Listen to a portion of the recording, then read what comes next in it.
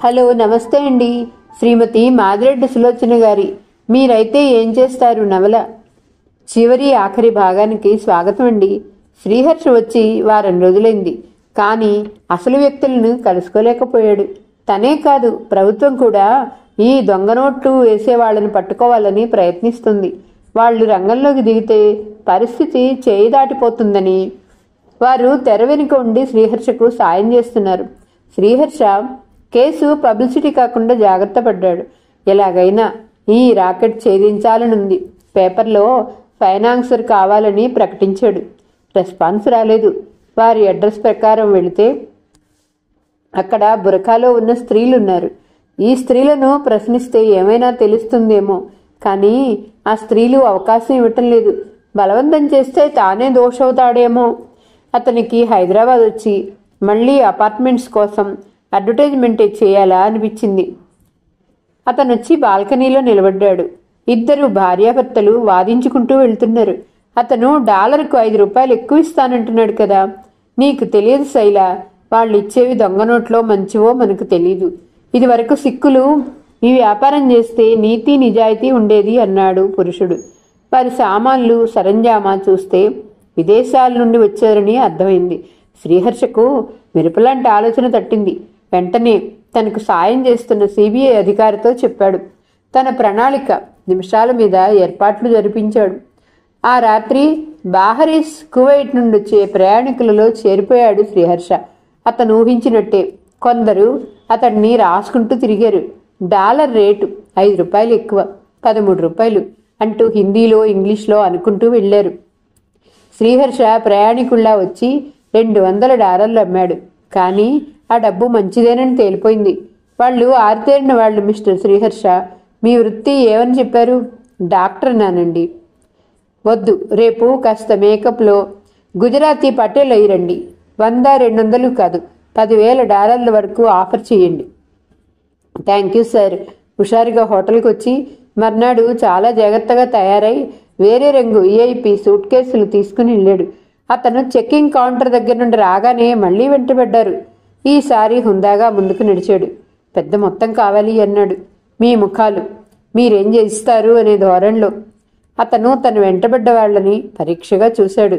ఇరాన్లో పనిచేస్తూ అమృతలత భర్త స్నేహితుడెవరైనా కనిపిస్తారేమోనని. అమృతలత, రాజశేఖర్ ఒకేలాంటి పోలికలు చెప్పారు. హైదరాబాద్లో కొంటున్న ప్లాటు అమృతలత పేరున బుక్ అయింది. భర్త బయట పనిచేస్తూ డబ్బు పంపాడు.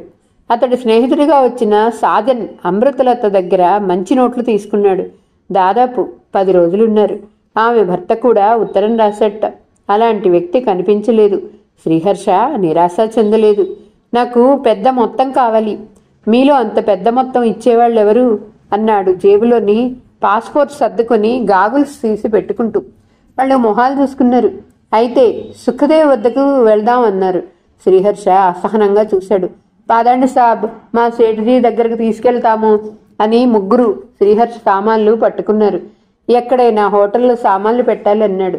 మనము హోటల్కే వెళ్తున్నాం అన్నారు. శ్రీహర్ష వాళ్ళ కారులో ఎక్కాడు. పెద్ద పేరున్న హోటల్ ముందు కారాగింది. వాళ్ళు దిగి శ్రీహర్ష కోసం ఒక గది తీసుకుని అందులో సామాన్లు పడేసి క్యారిడార్లో ఆఖరణ ఉన్న గదికి వెళ్లారు. తలుపు తీసుకుని లోపలికి వెళ్ళగానే సిగరెట్ కాలుస్తున్న వ్యక్తి చిరునవ్వుతో లేచి ఎదురొచ్చాడు. శ్రీహర్షకు నవ్వొచ్చింది. స్మగ్లర్స్ ఇలా ఫారిన్ ఎక్స్చేంజ్ తీసుకునేవారు సినిమాలలో చూపించినట్టు రకరకాల మాయలు గల మేడల్లా ఉంటారనుకున్నాడు. హలో చందుభాయ్ పటేల్ అంటూ కరచాలనం చేశాడు. కాస్త యాసగా మాట్లాడుతూ. సుఖదేవ్ హియర్ అన్నాడు కుర్చీ చూపుతూ. ఇద్దరు కాఫీ తాగారు. Any hot drink? Thank you, రాత్రిపూట మాత్రమే లిమిటెడ్గా పుచ్చుకుంటాను అన్నాడు. అతను ఆఫర్ చేసిన సిగరెట్ కూడా మృదువుగా వద్దని వారిస్తూ. ఆఫ్రికన్ కంట్రీస్ బిజినెస్కు మంచి సెంటర్స్ అన్నాడు సుఖదేవ్. ఒకప్పుడు ఉండేదేమో, ఇప్పుడు ఎక్స్పాండియేట్స్ అంటే ఎక్స్ప్లాయింట్స్ చేస్తున్నారన్న నమ్మకం పెరిగిపోయింది. అందుకే మరో సంవత్సరం కాగానే ఇక్కడికే రావాలనుకుంటున్నాను. That's good. చేసుకునేవాడికి ఎన్నో వ్యాపారాలు. అలా అరగంట మాట్లాడాక బిజినెస్ ట్రాన్సాక్షన్ అయింది. గోల్డ్ బార్స్ కూడా ఉన్నాయి. కస్టమ్స్? సుఖదేవ్ అనుమానంగా చూశాడు. మేనేజ్ చేశాను అన్నాడు. అయితే 2 గంటల్లో డబ్బొస్తుంది. సుమారు 5 లక్షల వర్త్ ఉంటుంది. 10 లక్షలన్నా 5-6 గంటలు వ్యవధి చాలు అన్నాడు. అతను తన గదికొచ్చాడు. శ్రీహర్ష టెలిఫోన్ తిప్పాడు. Sir coffee. వెయిటర్ వచ్చాడు ట్రేతో. నేను ఆర్డర్ చేయలేదే అంటుండగా టిష్యూ పేపర్లో ఉన్న ఉత్తరం కనిపించింది. ఫోన్ పెట్టేసి కాఫీ కప్పుతో పాటు ఉత్తరం తీసుకున్నాడు. మీ చుట్టూ పని మనుషులు కాపలా కాస్తుంటారు. ఫోన్ చేయొద్దు. మెసేజ్ వెయిటర్కి ఇవ్వండి అని ఉన్నది. శ్రీహర్ష ఉలిక్కిపడ్డాడు. కాఫీ తాగుతూనే 4 పంక్తులు ఒక తెల్ల పేపర్పై రాసి ఇచ్చేశాడు. వెయిటర్ వెళ్ళిపోయాక శ్రీహర్ష అశాంతిగా అటు ఇటు పచారులు చేశాడు. తన బావకు ఫ్లేక్ నోట్స్ ఇచ్చిన మనిషి పోలికలు సుఖదేవ్లో స్పష్టంగా ఉన్నాయి. అతను ఎలా నిర్ధారణ చేయాలో అర్థం కావట్లేదు. తలుపు తోసుకొని సుఖదేవ్ వచ్చాడు. క్యాష్ రెడీ మిస్టర్ పటేల్ అన్నాడు. క్యాష్ వర్క్ నవ్వాడు. బంగారం ఇచ్చేసి డబ్బు తీసుకుని జాగ్రత్తగా దాచి సుఖదేవ్ను సాగనంపుతూ బయటకొచ్చాడు. సాయంత్రం కంపెనీ ఇస్తారుగా? షూర్ అన్నాడు. ఒరే శ్రీహర్ష, ఇక్కడున్నావేమిట్రా? బొంబాయి నుంచి వస్తున్నట్టు చెప్పలేదే? తుఫాన్లో వచ్చాడు రాజన్. ఈ హఠాత్ పరిణామానికి తెల్లబోయాడు శ్రీహర్ష. జవాబు చెప్పడానికి 1 నిమిషం పట్టింది. తను గుర్తులేనట్లు నటించినా ఇంకా అనుమానం పెరిగే అవకాశం ఉంది. Hello Rajan, meet my friend Sukhdev పరిచయం చేశాడు శ్రీహర్ష. వీడు నా ఫ్రెండ్ ఇండస్ట్రియలిస్ట్ రాజన్. ఐసి ఆఫ్రికాలోనా? సుఖదేవ్ అనుమానంగా చూశాడు. వెడితే గిడితే అమెరికా వెళ్తాం, ఆఫ్రికా వెళ్లే కర్మ మాకెందుకు అన్నాడు ఇంగ్లీష్లో. బాయ్ మిస్టర్ పటేల్, నాకు చాలా పనులున్నాయి. సుఖదేవ్ చరచరా వెళ్ళిపోయాడు. రాజన్ ఊరుకోలేదు. మిస్టర్, మీ పేరు తెలియదు. మా వాడు శ్రీహర్ష. పేరు ఖూనీ చెయ్యొద్దు, అర్థమైందా అన్నాడు. ఒక్కసారి సుఖదేవ్ వెనక్కి తిరిగి చూసి వెళ్ళిపోయాడు. శ్రీహర్ష రాజన్ని ఏం అనలేకపోయాడు. ఏమిట్రా బాబు, ఇప్పుడే అమెరికా నుండి అయినట్టున్నావు అన్నాడు. శ్రీహర్ష ఏం జవాబు చెప్పలేదు. గదిలోకి వెళ్ళి పిచ్చాపాటి మాట్లాడి మరోసారి కాఫీ తాగి వెళ్ళిపోయాడు రాజన్. శ్రీహర్ష బయటికి రాబోయి పోలీస్ డిపార్ట్మెంట్ వారి హెచ్చరిక గుర్తుకొచ్చింది. ఆ రాత్రి ఆరాటంగా గడిపాడు. మర్నాడు 8 గంటలకు సిబిఐ వ్యక్తి అమృతను వెంటబెట్టుకుని వచ్చేసరికి సుఖదేవ్ గది ఖాళీ చేశాడు. నేను అనుకుంటూనే ఉన్నాను, నొచ్చుకున్నాడు శ్రీహర్ష. మా మనుషులు వెంబడించారట. మీరేం కంగారు పడకండి, కరెన్సీ చెకప్ చేద్దామన్నాడు. అందరూ బ్రేక్ఫాస్ట్ ముగించి కరెన్సీ చెకప్ చేస్తే అంతా దొంగ సరుకే, ఇక తప్పించుకోలేడు అంటుండగానే ఫోన్ వచ్చింది. సుఖదేవ్ బొంబాయి ఓడరేవులో పట్టుబడ్డట. అతని పేర్లు Sukhdev alias Rahman alias Sajan alias Vincent. ఇలా 10 వరకు ఉన్నాయి. అమృతలు అతను హోటల్లో దింపి వెళ్ళిపోయారు. సుఖదేవ్ అతని అర్జునుడు శ్రీనివాస్ డాంగే అన్న పేరుతో లండన్ పాస్పోర్ట్ తయారు చేశారుట. వారి దగ్గరున్న ఫారెన్ కరెన్సీ, బంగారం అంతా పట్టుబడింది. శ్రీహర్షకు తలపై నుండి పెద్ద భారం దిగినట్టయింది. ఆ రోజు భోజనం కూడా లేదు. పత్రికల వాళ్ల ఇంటర్వ్యూలతోనే సరిపోయింది. రాత్రికి హైదరాబాదు ఇన్ఫర్మేషన్ వారికి ఫోన్ చేసి వార్త చెప్పాడు. ప్రజలు కూడా ఇంట్రెస్ట్తో మాకు సహాయపడితే బాగుంటుంది శ్రీహర్ష, డిన్నర్ తీసుకుంటూ చెప్పాడు సిఐడి ఏజెంట్. ఆ రాత్రి పార్థసారథి గారింటికి ఫోన్ చేసి అంజనికి ఈ విషయం చెప్పాడు. తల్లికి ఫోన్ చేశాడు. పోన్లే నాయన, ఆ విషయం వల్ల నుండి నువ్వు బయటపడ్డావు, అంతే చాలు. ఫోన్లోనే ఏడ్చిందామె. ఊరుకోమ్మా ఊరుకో. అతనికి తేలికగా హాయిగా ఉంది. ఆ రాత్రి నిశ్చింతగా నిద్రపోయాడు. 3 రాత్రులు లా పుస్తకాలన్నీ తిరిగేసింది అంజని. ఆమెకు పట్టుదలగా ఉంది. మను ధర్మశాస్త్రం చూసింది. పడుకోమ్మా. పార్థసారథి భార్య వచ్చి పాలు ఇచ్చింది. లేదాంటీ, ఈ కేసు పూర్తయితే గాని నిద్ర రాదు అంది పాలు తీసుకొని తాగుతూ. కిందికి పైకి తిరుగుతుంటే అంజని అలసిపోతుందని ఎక్స్టెన్షన్ పెట్టించింది. అంజని, ఆనంద్ కింద పడుకున్నాడు అన్నదామె. ఈ వారం రోజులు మీరే చూడండి ఆంటీ అంది. అంతకు ముందు రోజే బాలాజీ పద్మ వచ్చి ఆనంద్ కోసం కోటేశ్వరరావు దిగులు పెట్టుకున్నాడని తీసుకువెళ్ళి రాత్రే తీసుకొచ్చారు. సాయంత్రం వచ్చి మళ్ళీ తీసుకెళ్లారు. పంతాలు పట్టింపులు వస్తే తల్లి చెల్లి అని చూడరేమో అనుకున్నావిడ. అంజని మళ్ళీ చదవటంలో లీనమైంది. జంగయ్య తను రాజశేఖర్ నెట్టగా చూశానని సాక్ష్యం చెప్పాడు. మిగిలిన వారు తాము చూడలేదన్న రాజశేఖర్ను నిర్దోషిగా నిలబెట్టే సాక్ష్యాలు తక్కువే ఉన్నాయి. జంగయ్య ఆ సమయాన అక్కడ లేడని తెలుసు. కొందరు నమ్మకంగా చెప్తున్నారు, కానీ ఎక్కడున్నాడో నిరూపించాలి. జంగయ్య మాటల్ని ఆధారం చేసుకుని నిర్ణయాలు తీసుకుంటారు. ఆమె మర్నాడు ఉదయం లేస్తూనే కూలీలు గుడిసెలు వేసుకున్న దగ్గరికి వెళ్ళింది. సూపర్వైజర్ చనిపోయి తారీఖు వారం చెప్పి ఆ రోజు ఎవరెవరు ఉన్నారో కనుక్కుంది. ఎందుకమ్మా మళ్ళీ ఎలక్షన్లు వచ్చాయా? ఇప్పుడే ఎలక్షన్లే, పాలపొడి నూనె పంచుతారేమో. ఏందో జర బేగి చెప్పు. గడ గుడిసెలు కాలిపోతే అందరం వెళ్ళి చల్లార్పినాం. అందరం ఉన్నాం గాయాళ్ళ. అంజనికి మెరుపులాంటి ఆలోచన వచ్చింది. వాళ్లే ఆమెకు క్లూ అందించారు. గుడిసెలు ఆర్పేయడానికి ఎవరెవరు ఉన్నారో వాళ్ళందరికీ డబ్బిస్తాను, పేర్లు చెప్పండి అన్నది డైరీ తీసి. సర్కారు తరఫున మిషన్ దొరలు ఇస్తారా అంటుండేనే అందరి పేర్లు రాయించారు. ఒక్కొక్క పేరు చెప్పరేమండ్రి, ఒక ఆడగొంత వినిపించింది. దొరోనికి వకీలు చెప్పిండు, మా ఇంటాయన ఉన్నాడు అన్నది. అంజని ముందుకొచ్చింది. ఆమె రాయమ్మ జంగయ్యట అన్నది. నువ్వు పక్కన కూర్చో, ఆఖరణ రాస్తాను. నీ మగడు సూపర్వైజర్ దగ్గరున్నాడు. ఈ మా ఇంటాయన సగం గుడిసెలు ఆర్పాడు. అందరం వెనక సిరి వచ్చిన వాళ్ళనే తీయి అన్నది కోపంగా. నీ పేరేమిటి? నా పేరు పెంటమ్మ. పెంటమ్మ, మీ ఇంటాయన్ని పిలుచుకురా, డబ్బిస్తానంది. మా ఇంటాయన్ని గాళ్ళు ఎవరో పిలుచుకుపోయిండ్రు, గదేందో కేసు తేలే వరకు రారంట అన్నది. పెంటమ్మ కళ్ళల్లో డబ్బు కావాలన్న ఆశ మెదిలింది. ఆమెను బయటికి లాగాలంటే డబ్బే ఎరగా వెయ్యాలి, అంతకంటే మార్గం లేదు. అందుకే అంజని గుడిసెలు ఆర్పిన వాళ్ళందరికీ అడ్వాన్స్ అంటూ తలో 20 రూపాయలు ఇచ్చింది. పెంటమ్మ చొరచొరా చూసింది. చూడు పెంటమ్మ, అసలు వ్యక్తి లేనిదే డబ్బు ఇవ్వకూడదు. ఏందమ్మా, నా మగనికి నేను నీళ్ళు ఇచ్చినానంటే నీకు అర్థం కాదా? ఆడ చెప్పమంటే ఆడ చెప్తా పదా అంది పెంటమ్మ. అయితే కారెక్కు, నీకు 100 రూపాయలు ఇస్తానంది. పెంటమ్మను తీసుకొచ్చి సర్వెంట్స్ క్వార్టర్స్లో ఉంచింది. ఆ మరుసటి రోజే ప్రాసిక్యూషన్ బలమైన సాక్ష్యాలు బెంచి ముందుంచారు. జంగయ్య సాక్ష్యమైంది. తను అక్కడ నీళ్లు కొట్టడానికి ఉన్నానని, రాజశేఖర్ సిమెంటు బ్లాక్లో అమ్ముకొని పనివారికి జీతం ఇవ్వక ఏడ్పించేవాడని చెప్పాడు.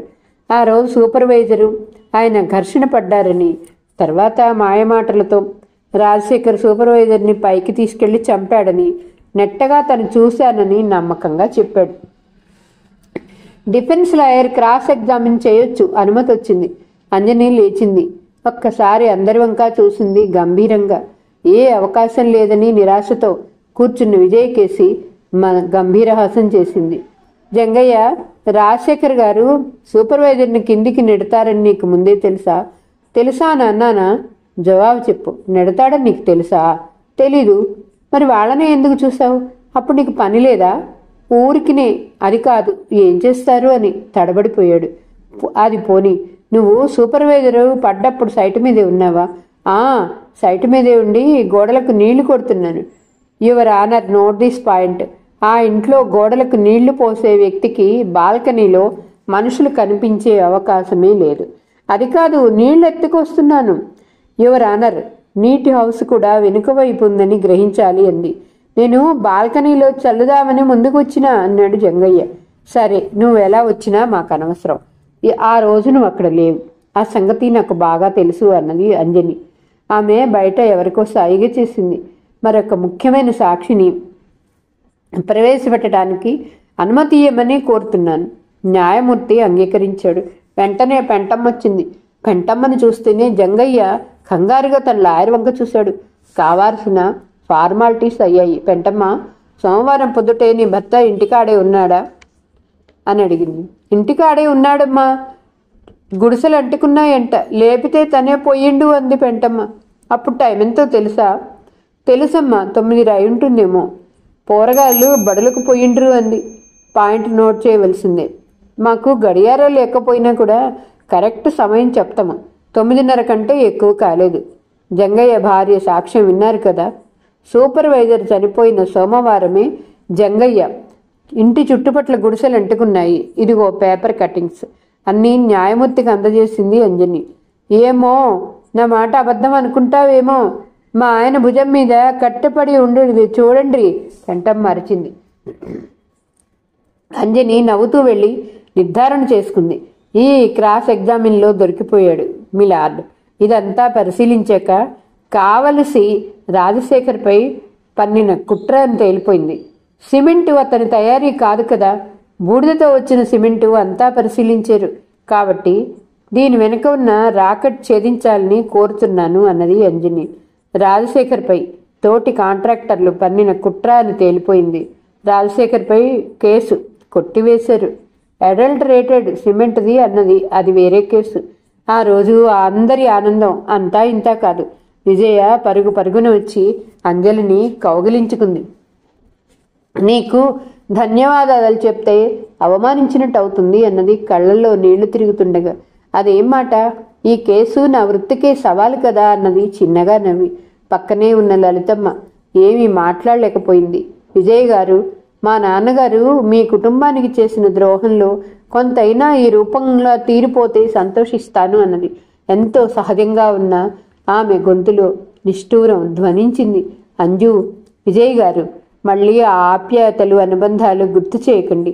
మిమ్మల్ని నొప్పించలేక, మా నాన్నగారిని ఒప్పించలేక త్రిశంకు స్వర్గం అనుభవిస్తున్నాను నేను.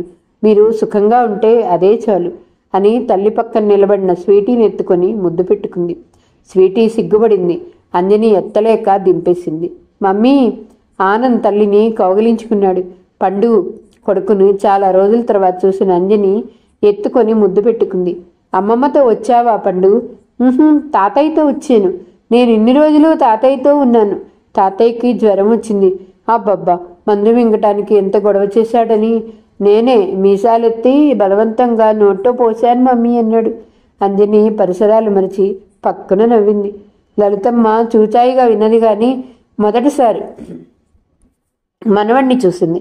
ఆమె హృదయ పొరలు చీల్చుకుని పాత జ్ఞాపకాలు, స్మృతులు బయటకొచ్చాయి. అమ్మా, నువ్వు ఏడవకు, నేను చదివి నాన్నలా ఇంజనీర్ అవుతాను అనే చిన్నారి శ్రీహర్ష కనిపించాడు. అప్రయత్నంగా ఆమె అడిగేసింది, ఆ బాబు ఎవరంజని? నా 3 నాళ్ల ముచ్చటైన దాంపత్యానికి, కాపురానికి తీపి గుర్తు లలితమ్మ గారు అని కొడుకును తీసుకుని ముందుకు నడిచింది. ఆనంద్ తల్లి చేతిని దులవరించుకుని వచ్చాడు. మా మమ్మీకి జవాబు చెప్పడం తెలియదు. నా పేరు ఆనంద్, మా డాడీ పేరు శ్రీహర్ష, మా మమ్మీ పేరు అంజని. అవును, మీ పేరు? వచ్చి లలితమ్మని అడిగాడు. లలితమ్మ అన్నది కదూ. మమ్మీ, వస్తాను లలితమ్మ గారు. ఆమె జవాబు చెప్పే లోపలే అతను వెళ్ళిపోయాడు. ఆనంద్ అన్న పేరు వింటూనే ఆమె ముఖంలో రంగులు మారిపోయాయి. అంజని బయటకు వచ్చేసరికి పార్థసారథి కారు బయట ఉండేది. కానీ కోటేశ్వరరావు నిలబడున్నాడు. అతని ముఖం పీక్కుపోయి బలహీనంగా ఉన్నాడు. నాన్న. అంజు, అతనొచ్చి కూతురు వీపు నిమిరాడు. నిన్ను రెస్ట్ తీసుకోమని, బాగా తినమని చెప్పాను. మళ్ళీ నిల్చున్నావేమిట్రా? ఆనంద్ అవహించేశాడు. అలాగే డాక్టర్ గారు. భయం నటించాడు ఆయన. ఇద్దరి వాలకం చూసి అంజని పక్కన నవ్వింది. తండ్రి కూతురికి ఎన్నో మాట్లాడాలనున్నా నోట మాట రావటం లేదు. నీ విజయం నాదే తల్లి అన్నట్టున్నాయి చూపులు. నీ అవమానం నాది నాన్న అన్నట్టున్నాయి ఆమె చూపులు. తండ్రి దగ్గర కారు తాళాలు తీసుకొని తానే డ్రైవ్ చేసింది అంజని. ఆనంద్ భవన్ ముందు షామియానా వేశారు. పార్టీకి అన్ని ఏర్పాట్లు జరిగాయి. శ్రీహర్ష మళ్ళీ ఉద్యోగంలో చేరినందుకు, రాజశేఖర్పై వచ్చిన నింద తొలగిపోయినందుకు పార్టీ ఏర్పాటు చేశారు. అంతా రెడీ అయినా శ్రీ? రాజశేఖర్ టై బిగించుకుంటూ వస్తూ అడిగాడు. అంతా రెడీ అయ్యే బావా, ఫోటోగ్రాఫర్లు తప్ప. చూడు విజ్జి, మీ తమ్ముడికి అంతా వేళకోళంగా ఉంది. రాజా, వాడికి అవకాశం ఇచ్చింది మీరే అన్నది నవ్వుతూ. ఏ నాటికైనా మీ అక్క తమ్ముళ్ళు ఒకటే అన్నాడు నిష్ఠూరంగా. ఆ బెంగ అక్కర్లేదు బావా, మేము విడిగా వెళ్ళిపోతాము అన్నాడు శ్రీహర్ష. శ్రీ, ఈ ఇల్లు ఎలా కట్టినా ఎందుకు కట్టినా నీదేరా. నాకే నర్సింగ్ హోమ్ దూరం అవుతుంది. దగ్గరలో ఓ ఇల్లు చూశాను. పార్టీ అయ్యాక వెళ్ళిపోతాను అంది. నీ ఇష్టం. శ్రీహర్ష ఏర్పాట్లు చూడాలని బయటికెళ్ళాడు. విజ్జి, నేనెవరినీ మోసం చేయలేదు. నా ఫోటోలు, నా పేరు పేపర్లో వస్తే పక్కవారికి ఇంత కడుపుమంట దేనికో అర్థం కాదు అన్నాడు నిష్ఠూరంగా. రాజా, దేనికైనా అతి కాకుండా మితం ఉండాలి. స్వతహాగా వచ్చిన కళ ఏదైనా ఉంటే ఎవరూ తీసుకోలేంది. డబ్బిచ్చి ఖ్యాతి కొనుక్కుంటాననటం అవతల వాడికి కన్నర్రే. మనం సంఘజీవులం. మన మంచి చెడ్ల గురించి మనమే ఆలోచించాలి. సంఘమేం ఆలోచిస్తుంది అన్నదామె బొట్టు సరిదిద్దుకుంటూ. అమ్మా విజ్జు, అర్చన ఈ సమయానికి ఊరికెళ్తుందమ్మా, కంగారుగా వచ్చింది లలితమ్మ. విజయ బయటకొచ్చింది. చిన్న సూట్ కేసుతో అర్చన నిలిచింది. విజయ్ గారు, మీరు ఇన్నాళ్లు చూపిన ఆదరణకు, ఆప్యాయతకు ధన్యవాదాలు. నా స్నేహితురాలితో గల్ఫ్ దేశాలకు వెళదామని అనుకుంటున్నాను అంది. అర్చన, లలితమ్మ ఏదో అనుభవింది. అమ్మా, మీ తల్లి మనసు ఆరాటం అర్థం చేసుకోగలను. మీ కుమారుని క్షేమం తప్ప మరేం అక్కర్లేదా? శ్రీహర్ష గారు కాపురం చేయలేదన్నారు. అతనికో కొడుకున్నాడు. పోని 3 నాళ్ల కాపురానికి నిదర్శనం అనుకున్నా మీ కోడలు మళ్ళీ గర్భవతి. అర్చన గొంతు బొంగురుపోయింది. అబద్ధం, లలితమ్మ కీచుగార్చింది. అంత అవసరం నాకేం లేదమ్మా. ఈ పూట పార్టీకి వస్తున్నారు మీ కోడలు, కనుక్కోండి. పొరపాటు నాది కాబట్టి ఊరుకున్నాను. శ్రీహర్ష గారు ఎన్నో తన విషయాలు చెప్పబోతే నేనే వారించాను. అతను ప్రాణం కంటే ఎక్కువగా ఆమెను ప్రేమిస్తున్నాడు. ఆమె అతని కోసం ఏ త్యాగం చేయటానికైనా సిద్ధమే. అది తెలిసినాక ఏ స్త్రీ వివాహానికి సిద్ధపడదు. నీకెలా తెలుసు? నేనెవరో ఆవిడకు తెలియదు. అందుకే తన పరిస్థితి, భర్త స్థితి చెప్పింది. నా భర్త నన్నే గుర్తుంచుకోవాలి, నన్నే ఆరాధించాలి, నా కోసం మిగిలిపోవాలి. అలా అనుకోవటం తప్ప? చెప్పండి విజయ్ గారు, నా స్థానంలో ఉంటే మీరేం చేస్తారు? విజయ సానుభూతిగా చూసింది. లలితమ్మ దైద్వీ భావాలతో సతమతమవుతూ నిలబడింది. అమ్మా, మీకు చెప్పదగిందాన్ని కాను, కానీ ఒక్క విషయంలో మీకు ఒక మాట చెబుతాను. మీ అర్థం లేని అనుమానాలతో ఆ అనురాగమూర్తులను దూరం చేయకండి ప్లీజ్. మీ అల్లుడిని హంతకుడున్నారు, నిజమేనాది? వద్దు అర్చన, వద్దు, ఇంకేం చెప్పకు. లలితమ్మ తలపట్టుకొని కూలబడిపోయింది. బయట గెస్ట్స్ వస్తున్నారు, మీరంతా ఇక్కడే ఉన్నారా? శ్రీహర్ష హడావుడిగా వచ్చాడు. చూడు శ్రీ, పార్టీకి అర్చన ఉండదుట అంది విజయ. అర్చన గారు ప్లీజ్, ఈ శుభ సందర్భంలో నా ఆత్మీయులంతా ఉండాలని నా కోరిక అంటూనే ఆమె చేతిలో సూట్ కేసు లాక్కెళ్ళి గదిలో పెట్టాడు. మీకు మనుషుల్ని మెస్మరైజ్ చేయటం బాగా చేతనన్నది. ఐఎమ్ సారీ అన్నాడు శ్రీహర్ష. ఆమె నవ్వేసి వెళ్ళి అతిథులను ఆహ్వానించింది.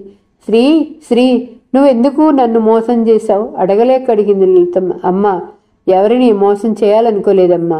మొదటిసారి బాలరాజు నోటి వెంట విషయాలు విన్నప్పుడు అంజన్ని వెంటనే తరిమేయాలనుకున్నాను. నీకోసం అంజనికి దగ్గరయ్యాను. జీవితంతో రాజీ పడ్డాను.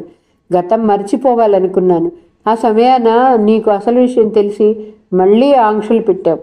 అప్పుడు అంజని గర్భవతి. ఏం చేయాలి చెప్పండి? పంతాలకు పోయి మామయ్య ఆమెకు వివాహం చేస్తానని, ఇటు మీరు పట్టుదలగా ఉన్నారు. ఒకరిని ఒకరు విడవలేకపోయాము. బావ అభిమానం, అనురాగం సముద్రం లాంటిది, ఎందరికైనా పంచొచ్చు. మీరు వివాహం చేసుకోండి. నా జీవితంలో మిగిలిన మధుర స్మృతి వివాహం. ఆ వివాహానికి చిహ్నంగా సంవత్సరానికి ఒక్కనాడు నాతో గడపండి అని ఒక ఆడపిల్ల కోరితే కాదనే కఠినాత్ముడుంటాడా? చెప్పమ్మా, చెప్పు అన్నాడు ఆవేశంగా. లలితమ్మ నిరుత్తరాలైంది. తన అల్లుడిని అవమానించారు. రేపు అందరూ తన కూతుర్ని ఇలాగే అంటారా? ఏమో, స్వీటీని అవమానిస్తారా? అభం శుభం తెలియంది స్వీటీ. ఆ పిల్ల బడిలో తండ్రి ఫోటోల గురించి అడిగితేనే సహించలేకపోయింది. లలితమ్మ తనదే పొరపాటని గ్రహించింది. అమ్మా, తప్పో ఒప్పో కానీ నిన్ను మోసగించాలని మాత్రం కాదు అని అతను వెళ్ళిపోయాడు.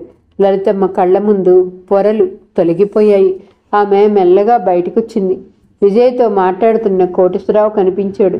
నాకేం కోపం లేదు విజయ, నన్ను చూస్తే లలిత అప్సెట్ అవుతుందని రాలేదు. ఆనాడు ఈనాడు నేను మీ నాన్న ఆరాధకుడినేనమ్మా. అందుకే ఇదిగో ఈ ఆనంద్ గారు రమ్మనగానే వచ్చేసాను. లలిత రాకముందే వెళ్ళిపోతాను అన్నాడు. ఇంత దూరం వచ్చారు, ఏదైనా తీసుకుంటే సంతోషిస్తాను మామయ్య అన్నది. ఒక పండివమ్మ చాలు, డాక్టర్లు అన్ని ఆంక్షలే పెడతారు అన్నాడు ఆనందును దింపుతూ. ఇద్దరు కాస్త దగ్గరలో ఉన్న బల్ల దగ్గరికి వెళ్ళారు. నువ్వు చాలా స్ట్రైన్ తీసుకుంటున్నావు అంజు. మీ అమ్మగారు కుడి పక్కన ఇద్దరు నిలబడి మాట్లాడుతూ లలితమ్మను చూడగానే దూరంగా వెళ్ళిపోయింది. లలితమ్మ కడుపులో చెయ్యి పెట్టి కెలికినట్టయింది. తనేనా అమాయకురాలైన కోడల్ని ఇంత దారుణంగా ద్వేషించింది? ఆమె వెళ్ళి కోటేశ్వరరావుకి ఇష్టమైనవి ప్లేట్లో వడ్డించి అందించబోయింది. లలిత, ఆయన కళ్ళల్లో ఆనందపోయిన కొత్తల్లో కనిపించిన ఆర్తి కనిపించింది. అన్నయ్య, ఆమెకు ఎన్నో చెప్పాలని ఉన్నా నిష్ఠూరాలు వేయాలనుంది. కానీ నోట మాట రానట్టు నిల్చుని దగ్గరే నిల్చున్న ఆనందుని దగ్గరికి తీసుకుని గుండెలకు హత్తుకుంది. పార్టీలో అంజని, అర్చన ఇద్దరు బొంగరాల్లో తిరిగారు. శ్రీహర్ష బ్యాంకు స్టాఫ్ వచ్చారు. రండి రండి, వారిని పిలుస్తాను, అర్చన ఆహ్వానించింది. ఈవిడ, ఒకతను ఆగన్నాడు. శ్రీహర్ష కాబోయే భార్య. నో సర్, మీరు పొరపడ్డారు. ఇదిగో వీరు శ్రీహర్ష గారి అర్ధాంగి, నేను ఆరాధించే స్నేహితురాలిని, అంతే. అంజని పరిచయం చేసింది. అంజని తెల్లబోయినా నమస్కరించింది. మీరేమన్నారు? అంజని గారు, మీరెంత త్యాగం చేయబోయినా మీ సౌభాగ్యం పంచుకునే సంకుచితురాలిని కాదు అంది. కానీ మీరేం చెప్పొద్దు. మీపై అందరికీ కలిగిన కోపం తాత్కాలికమైంది. మీ వాళ్ళందరికీ మీరు దేవత. మీరు ఇలా చేయటం ఏం బాగుండలే. మీరైతే ఏం చేస్తారు? మాటలు రానట్టు తడబడింది అంజని. మీరైతే ఇంతే చేస్తారు. తోటి స్త్రీకి స్త్రీ న్యాయం చేయకపోయినా హాని చేయని నాడు ప్రగతి సాధించినట్లే. అంజని గారు, సగం సమస్యలు పరిష్కారం అవుతాయన్నది మీరు జవాబు చెప్పలేను. నాలాంటి వారికి జవాబు చెప్పి ఎనర్జీ వేస్ట్ చేయొద్దు. కోర్టులో వాదించటానికి ఎనర్జీ స్టోర్ చేసుకోండి. I wish you best of luck అన్న అర్చన కళ్ళల్లో తడి కనిపించింది. అంజని మాట రానట్టు నిలబడిపోయింది. అంజు, లలితమ్మ పిలిచింది. అంజని తిరిగి చూసింది. అత్తగారు నిల్చొనుంది. అంజు, వెళ్ళమ్మా, శ్రీ పిలుస్తున్నాడు. వాళ్ళ బాసు నిలబడలేరట, ఇంట్లో కూర్చున్నారు అంది. అంజని ఆమె ఆజ్ఞ పరిపాలిస్తున్నట్టు 7 అడుగులు కొలుస్తూ నడుస్తున్నట్టు నడిచి ఇంట్లోకెళ్ళింది. అమ్మా, నా కోపం అనుమానాలతో అన్యాయం చేశాను, మన్నించండమ్మా. అంజనికి ఎదురొచ్చాడు బాలరాజు. పోనీలే బాలయ్య, పరిస్థితులు అలా వచ్చాయి, నువ్వేం చేస్తావు? వెళ్ళి కాస్త సామాన్లు చూడు అన్నది. అతను వెళ్ళిపోయాడు. మంచినీళ్ల గ్లాసులతో డ్రాయింగ్ రూంలోకి వెళ్తున్న శ్రీహర్ష తల వంచి స్వాగతం అన్నట్లు మందహాసం చేశాడు. పందిట్లో పెళ్ళవుతున్నది అన్న రికార్డు మోత వినిపిస్తుంది బయట. కథ సమాప్తం. ఈ రోజుతో మీరైతే ఏం చేస్తారు నవల మాదిరెడ్డి సులోచన గారిదండి అయిపోయింది. మళ్ళా నా కొత్త కథతో మీ ముందుకు వస్తానండి. నా కథ మీకు నచ్చితే please like, share, subscribe and comment. ఉంటానండి. పద్మావతి చావలి.